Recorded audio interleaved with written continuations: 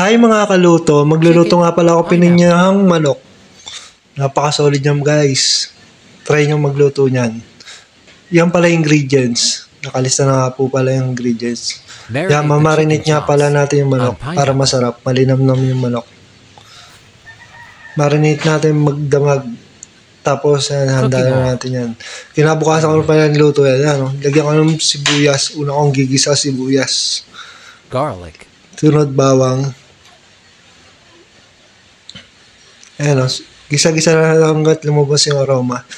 Tapos sangkot siya natin yung minarinate nating manok. Para mawala yung mga dugo-dugo. Yung lansa niya. Pineapple and guys, nilagay ko na yung pinagmarinitan. Yung sabaw. Yung pinagmarinitan. Lulutuin natin 3 minutes siya. Papakuloy na 3 minutes. Okay na yan. Tapos lagyan na natin yung gulay. Lulutuin natin yung gulay.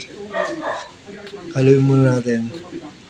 Lulutuin natin ng 5 minutes yan guys. Pineapple chunks. Lagyan ko ng pineapple chunks pala muna. Tapos takpan natin guys. Lutuin natin 5 minutes. After 5 minutes, lagyan ko ng black pepper. Lagyan ko chicken cubes guys. Pampalasa niya. Para maglasang manok. Evaporated milk. Tapos lagyan na natin evap. Kalahating evap nga pala yan. Nagamit ko. Cook 5 minutes. Tapos lulutuin natin yung ating 5 minutes. Tapos lalagyan natin red bell pepper, guys. Lutuin na natin yan. Papakuloy na natin yung saglit. Lulutuin na natin red bell pepper. Pag naluto na yung bell pepper, thank you sa panonood ng video. Luto na po. Salamat!